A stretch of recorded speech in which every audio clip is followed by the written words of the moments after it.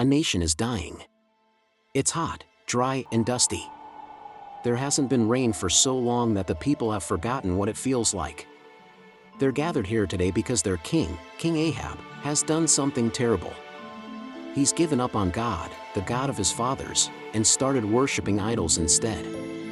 And God has punished them by cutting off their water. Far away by the brook Cherith, a man is hiding. His name is Elijah. For weeks now, ravens have been flying down each morning to bring him food. But today, the brook has dried up. God has told him to go to Zarephath and Sidon, the home of Jezebel's father, the very people who hate God and everything he stands for. And there you will find a widow who will take care of him. But how could God possibly lead him to a kind and generous woman in this place full of hatred? He doesn't know. All he knows is that God has commanded it. So he sets out, walking through the dry and dusty land, desperate for water, desperate for food, desperate for hope. And then he sees her. A woman is gathering sticks at the edge of town. He calls out to her and asks her to get him some water. She looks at him, surprised, and runs off to get it. When she returns, he asks her for more. "Please bring me a piece of bread," he says. She looks at him, confused. "I have nothing," she says, "just a handful of flour, a little oil, 2 sticks for a fire. I'm making one last meal for my son and me, and then we're going to eat it together before we die." "Then bring me some of that too," he says. And in that moment, she understands. He's not an enemy soldier come to pillage their town. He's just as desperate as they are. And in that moment, she decides to give him everything she has because she has nothing left anyway.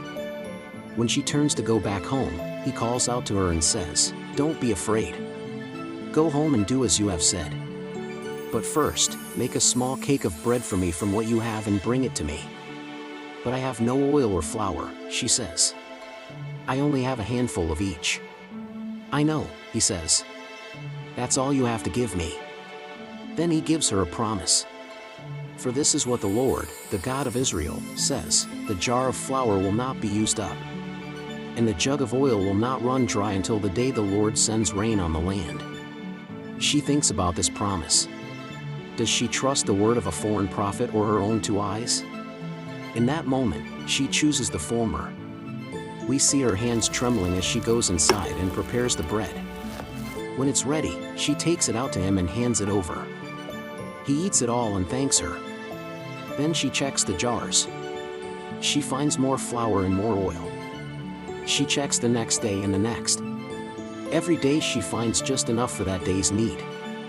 She's sustained through the drought, as is Elijah, as is her son. And at the end of it, they're sitting together around a table eating, laughing, talking, drinking, being alive. And she knows in that moment that God is real because he has acted in her life in a way that she couldn't have dreamed. Now, would you like to read the whole story? Of course you would. You can find it in the Bible, 1 Kings, chapter 17. Fountain Pen # Faith Tales, where Bible stories come to life. Bell subscribe for more timeless truth, told like never before.